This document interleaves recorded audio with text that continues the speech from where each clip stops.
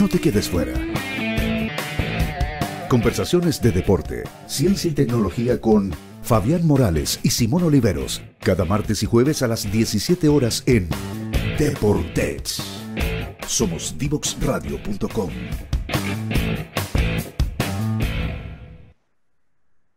Bien, ya estamos de vuelta para el segundo bloque de esta conversación con Daniel Fernández sobre cambio y transformación organizacional. Daniel, me tocó revisar un libro hace un tiempo de un autor llamado Jason Little sobre modelos de Lean Change Management y dice Jason Little, el Lean Change Management se trata más bien de cambiar fundamentalmente la forma en que pensamos sobre el cambio.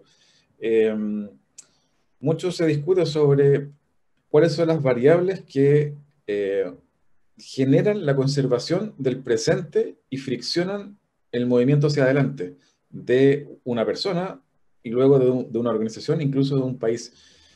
¿Cuál es tu análisis respecto del trabajo que te toca hacer con empresas respecto de los principales obstáculos a la hora de movilizar a una organización hacia un nuevo estadio de desarrollo?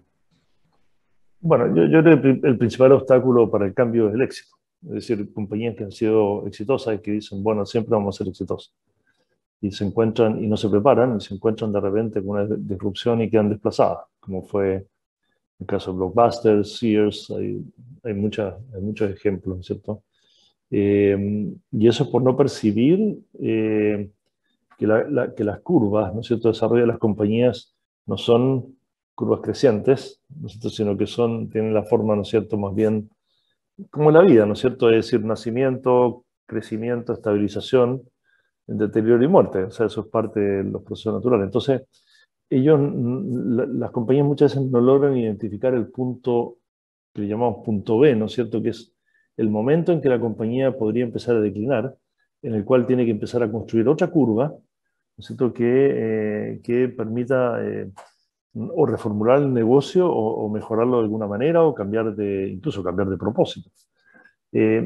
Como ha pasado en compañías exitosas. Entonces, esa falta de visión obedece, como te digo, siempre hemos hecho lo mismo de la misma manera, siempre hemos sido exitosos. Entonces, el cambio organizacional requiere un insight muy fuerte, un frío por la espalda, una sensación de término, un poquito de temor, digamos, que permita movilizarte hacia el cambio. Si tú estás en tu casa, en un sofá, viendo tele, relajado, afuera llueve, estás calefaccionado, al lado, no sé, un rico café o un trago, lo que fuera, y te dicen, oye, vamos afuera a dar una vuelta. Y tú dices, no, ¿cómo se te ocurre? ¿No es cierto? Bueno, el vamos afuera es un riesgo, ¿no? Y las compañías suelen no destinar recursos al estudio de ese fenómeno. Y hay muchas consultoras que te pueden ayudar en eso, que en el fondo es diseño de futuro o prospección de futuro. Hay un paper de Harvard que no tengo a mano en este momento, pero que habla de una matriz, dibuja una matriz y diferentes industrias y qué posibilidad tienen de ser disruptadas estas industrias y desde dónde. No es que sean anticipadores, pero sí te permiten hacer un análisis un poquito más objetivo. Ahora, dicho eso, no me quiero extender demasiado en la respuesta, tenemos que entender que vivimos un cambio evolutivo. Es decir, aquí hay un cambio tecnológico, una disrupción tecnológica, no solo tecnológica. Ahora tenemos una disrupción social y encima una disrupción biológica. Por lo tanto, es un momento de turbulencia que ocurre siempre en las transiciones de los cambios de era.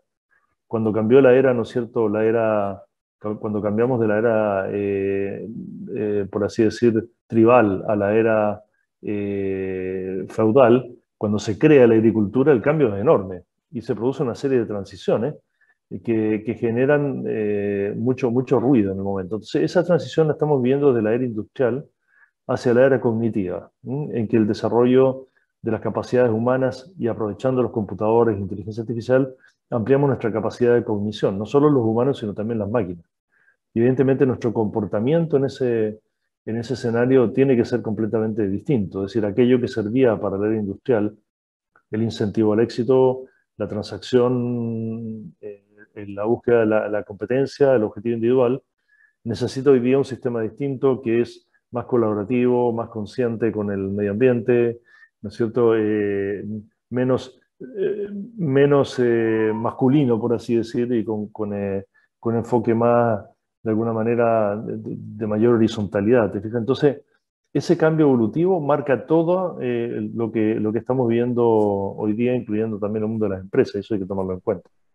Daniel, hay empresas gigantes como Apple que, claro, son muy singulares, pero su fundador y luego los gerentes posteriores a Steve Jobs versan o relatan su idea de que Apple siga siendo una startup, más allá del tamaño que tiene. ¿Cómo ves ese proceso para otras organizaciones? ¿Es factible que otras organizaciones de ese tamaño y de esa envergadura mantengan ese espíritu, ese ADN de startup, o más bien es una peculiaridad propia de Apple el que lo logre ser? Bueno, lo hablamos antes, la industria pesada, startup en industria pesada es difícil, esa es como mentalidad. Es muy buena la distinción que tú haces, porque startup se tiende a pensar en compañías nuevas o pequeñas, y sí, startup es el concepto. Pero como tú dices, la mentalidad que está detrás del startup, porque Corner Shop no es una startup hoy día, es una compañía tremendamente desarrollada con un valor enorme de mercado, ¿no es cierto? Y buscando alianzas, fusiones, siendo adquirida por otras compañías. Pero fíjate que lo que hace Uber, cuando la compra dice, bueno, si la compro, pero no voy a cambiar el management, porque sabe que en el management, en su cabeza, no en los procesos, en su cabeza está la mentalidad de startup y no la quieren perder. ¿Y por qué no la quieren perder? Por esto de las curvas que te mencionaba, porque hay que construir la segunda curva, la tercera curva y la cuarta curva. Entonces, esa es la mentalidad de startup. Esto va a terminar y voy a tener que generar un desafío nuevo. Por ejemplo, en Apple con el desarrollo de productos.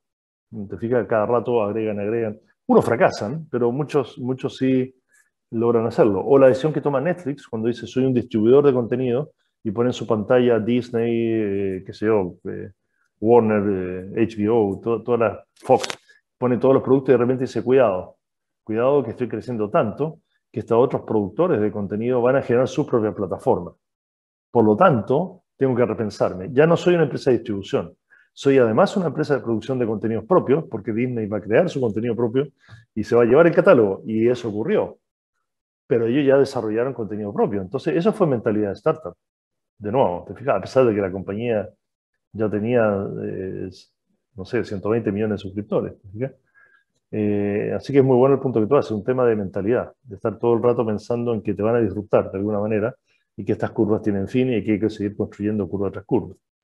Sí, te lo mencionaba porque, por ejemplo, en el caso de Jeff Bezos de Amazon, tiene este concepto del día uno, de que el día uno se inventa y que no, y que el día dos tienes que seguir inventando porque si no caes en la lógica del administrar el presente y dejar de crear el futuro, que es un poco la lógica que te mencionaba con esto del estado mental de startup. Y por eso te quería preguntar, ¿esto lo podemos llevar a la lógica de país y lo conecto con lo que mencionaste de la prospección de escenarios futuros, ahora que estamos justamente en una discusión de asamblea constituyente para construir una nueva constitución, y tú que tuviste experiencia en distintas compañías, distintas industrias, ¿cómo ves la lógica de hacer foresight, de prospección de escenarios futuros a nivel país, para poder visualizar el Chile que viene en los próximos 30 años, dado este concepto que es transformación organizacional y que la estamos viviendo en carne propia ahora como país? Sí, un breve comentario sobre Amazon. Amazon, la ventaja competitiva de Amazon no es, como mucha gente cree, la red logística o la capacidad de gestión de la página o qué sé, o el algoritmo de inteligencia artificial para conectar con lo que los consumidores necesitan, porque eso ya hoy día son un poquito commodity. La ventaja competitiva de Amazon es cómo piensa y sostiene ese pensamiento, en el sentido de que, por ejemplo, Jeff Bezos dice, ¿cuál es nuestro core business? No tenemos core business, porque tener core business limita las capacidades de desarrollo de nuevas curvas de crecimiento. Así que olvídense del core business.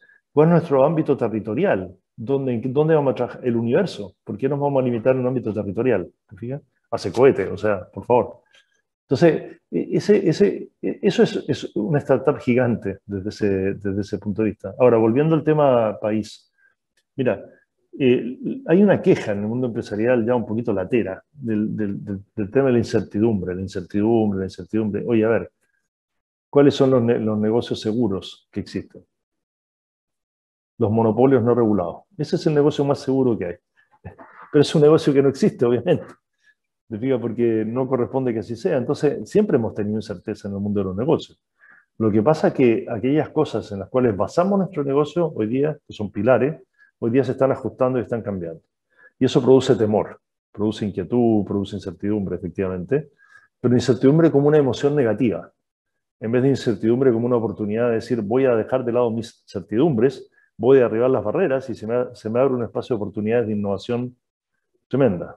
Humberto Maturana decía eso, decía dejar de lado nuestras certezas nos abre un espacio de innovación.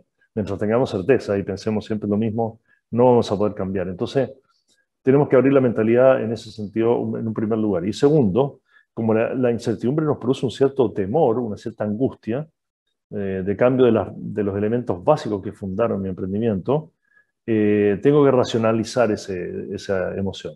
¿Cómo la racionalizo? Construyendo escenarios de futuro prospectivo. Es decir, ¿para dónde podrían evolucionar las variables claves que determinan mi negocio? Y para eso hay técnicas, hay empresas que lo hacen.